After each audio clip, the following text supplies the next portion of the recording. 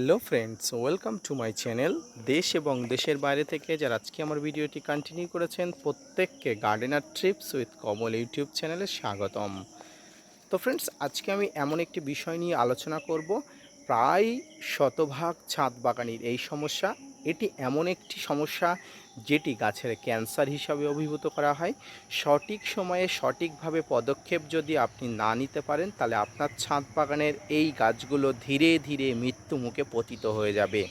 তো ফ্রেন্ডস, কী সেই সমস্যা, কী সিমটম দেখে আপনারা বুঝবেন যে গাছটি সেই রোগে আক্রান্ত হয়েছে, তাই নিয়ে থাকছে আজকের ভিডিওটি মনোযোগ সহকারে ধৈর্য নিয়ে দেখতে থাকুন। তো ফ্রেন্ডস, সর্বপ্রথম আমি আপনাদের বলবো, ভিডিওর কয়েক মুহূর্ত আপনারা একটু দেখুন। এই গাছটির ডালটি, এটি একটি অ্যাপেল গাছ।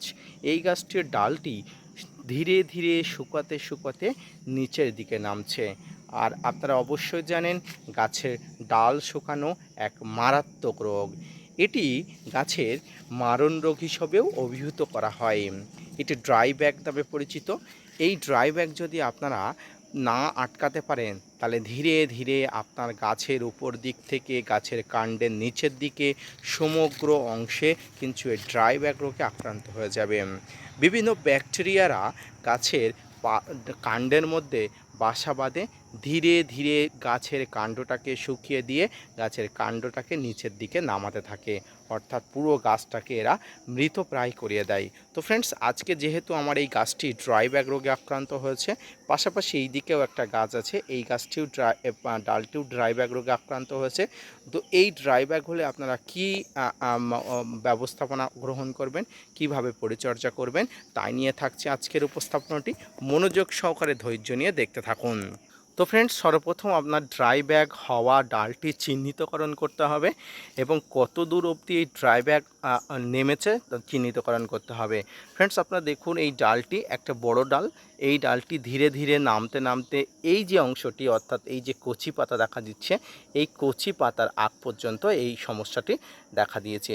তো আপনারা কি করবেন, একটি এরকম কাটার নেবেন, এই কাটারটিকে সংশোধন করে নেবেন হাইড্রোজেন পারঅক্সাইড বা কোনো ধরনের ভালো ফাঙ্গিসাইড দিয়ে। তো তারপরে কি করতে হবে, এই যে অংশ পর্যন্ত শুকিয়ে আছে তার ঠিক নিচে অংশ গিয়ে এখান থেকে এটা একদম নির্দ্বিধায় এটাকে কেটে দিতে হবে। দেখুন, ডালটি কেটে দেওয়ার পরেও ডালের কিন্তু এর ভিতরে কিছু শুকনো অংশ দেখা যাচ্ছে। তারপরেও আমি আরও কিছু অংশ কেটে দেবো, কারণ এটি অত্যন্ত গুরুতর একটি সমস্যা। এই সমস্যায় যদি না আটকানো যায়, তাহলে কিন্তু আপনার ছাদ বাগানের সমস্ত গাছগুলো কিন্তু ধীরে ধীরে মৃত্যুর দিকে পতিত হয়ে যাবে। তাই আপনাকে প্রথম এই ডালটিকে কাটতে হবে।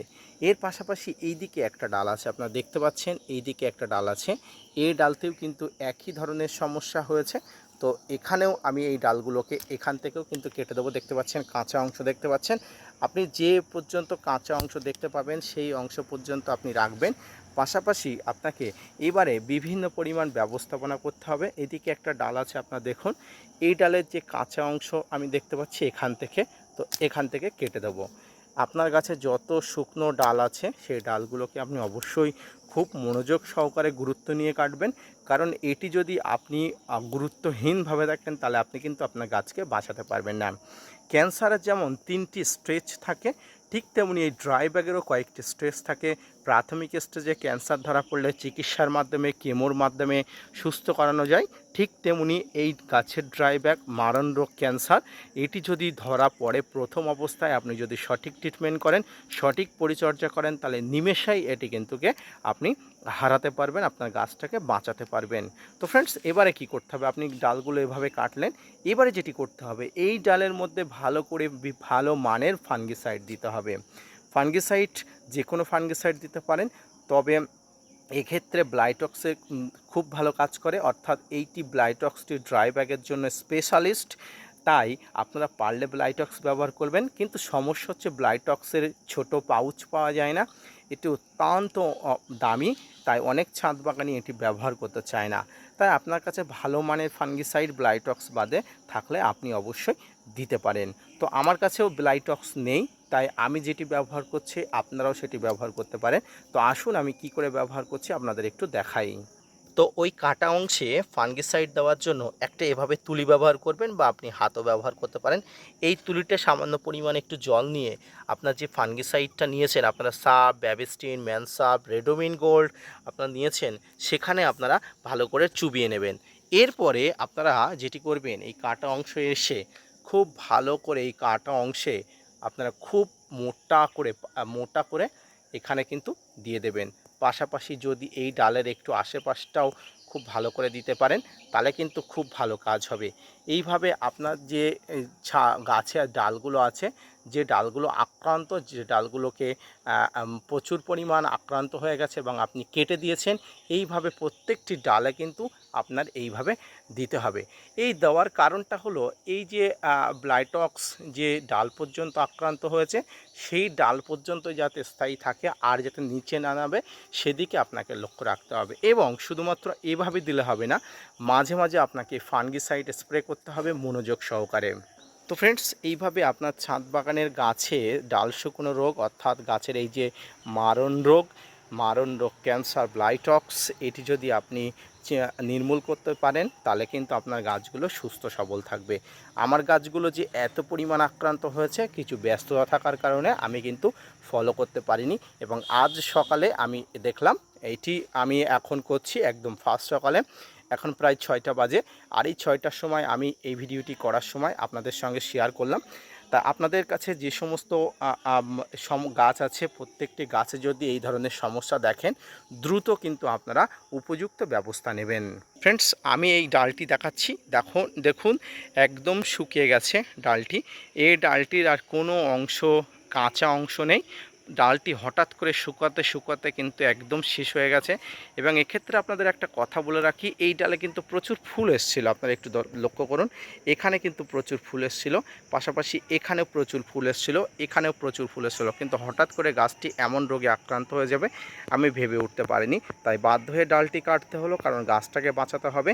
এইভাবে কিন্তু আপনার সমগ্র গাছকে খুব সুন্দরভাবে ফলো রাখতে হবে, না হলে কিন্তু সর্বনাশ। তো ছাদ বাগানে আপনার কাছে থাকা সমস্ত গাছে এই মারণ রোগ, ব্লাইটক্স যাতে আক্রমণ না করতে পারে, বা আক্রমণ করলেও তার প্রতিহত করতে পারেন, তার জন্য আজকের এই ব্যবস্থাপনা, আজকের এই উপস্থাপনা। আপনি যদি ছাদ বাগানি হয়ে থাকেন এবং আপনার গাছে যদি এই ধরনের মারণ রোগ হয়ে থাকে, তাহলে অবশ্যই আপনি ব্যবস্থাপনা গ্রহণ করবেন। এক্ষেত্রে আমি আপনাদের আবারও একটা কথা বলে রাখি, গাছের এই মারণ রোগ প্রতিহত করার জন্য সবথেকে যে ফাঙ্গিসাইডটি কার্য করে, সেটি হচ্ছে ব্লাইটক্স। যদি আপনার কাছে ব্লাইটক্স না থেকে থাকে, অন্য কোনো ফাঙ্গিসাইড ব্যবহার করতে হবে, কিন্তু এই ব্লাইটক্স ব্যবহার করলে 100% সফল হওয়ার সম্ভাবনা থেকে যায়। কখনো কখনো লোকাল ফাঙ্গিসাইড ব্যবহার করলেও এই ফাঙ্গিসাইডগুলো কাজ করে না, আবার পুনরায় ডাল শুকনো শুরু হয়। কিন্তু আমরা যে ফাঙ্গিসাইডটা ব্যবহার করলাম, অবশ্যই লোকাল নয়, এটি সাব ফাঙ্গিসাইড, অত্যন্ত গুণসম্পন্ন এবং উন্নত মানের। তাই আপনারা এই সাব ফাঙ্গিসাইডও ব্যবহার করতে পারেন, কিন্তু যাদের কাছে ব্লাইটক্স অ্যাভেলেবেল আছে বা আপনারা যারা সক্ষম, তারা ব্লাইটক্স ব্যবহার করবেন। তো ছাদ বাগানের ডাল শুকনো, অর্থাৎ গাছের মারণ রোগ, এই যে ব্লাইটক্স, ক্ষমা করবেন, গাছের মারণ রোগ, এই যে ড্রাইব্যাক রোগ এবং ড্রাইব্যাক রোগের প্রতিহত করার উপায় সম্পর্কিত আজকের এই ভিডিওটি কেমন লাগলো অবশ্যই লাইক, কমেন্ট, শেয়ার এবং সাবস্ক্রাইব করবেন। পাশাপাশি gardener TRIPS with Kamal YouTube চ্যানেলকে সাপোর্ট করবেন। আপনাদের জন্য প্রতিনিয়ত তথ্য নিয়ে ভিডিও বানায়। আপনারা যদি মোটিভেট করেন, ভিডিও বানাতে আগ্রহী হই এবং নতুন নতুন ভিডিও বানাতে উৎসাহী হই। দেখা হচ্ছে পরবর্তীতে নতুন কোনো ভিডিও নিয়ে, ততক্ষণ সঙ্গে থাকবেন। ধন্যবাদ।